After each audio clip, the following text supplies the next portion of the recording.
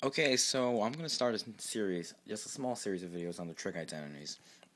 I just written here the basic identities you should know. There's no double and half angle, no sum and difference, no power reduction, none of that. It's just the Pythagorean identities right here, the two reciprocal identities. Well, the three reciprocal identities, and then the two quotient identities. So I've proven the Pythagorean identities before in a previous video. You can go click the annotation link if you want to go see that. This all comes from the unit circle. This first one is saying that the square of the sine plus the square of the cosine is equal to 1.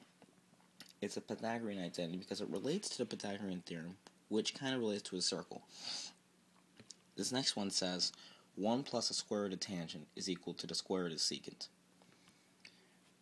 The next one, 1 plus the square root of cotangent is equal to the square root of cosecant.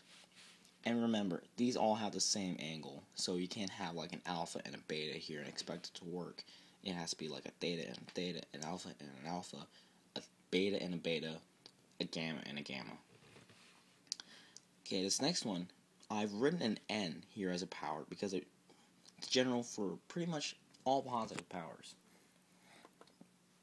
So it says that the tangent raised to the n is equal to sine raised to the n over cosine raised to the n. You'll usually see it as like a tangent equals sine over cosine. And that's correct, but I'm putting n's here because you can reduce like tangent cubes to these and you can see that it still works. This next one is similar. It's a cotangent to the n, which is 1 over tangent to the n, and that's the same as cosine to the n over sine to the n. This next one is secant of the n, secant to the n of theta is equal to 1 over the cosine raised to the n. And remember, this means that you're raising the value of this whatever trig function it is to that power. So we know that the sine of 30 degrees, or pi over 6 for you in radians, is 1/2. If you're taking sine squared, that would be 1/4. So, this last one I have here is the cosecant raised to the n is equal to 1 over sine to the n.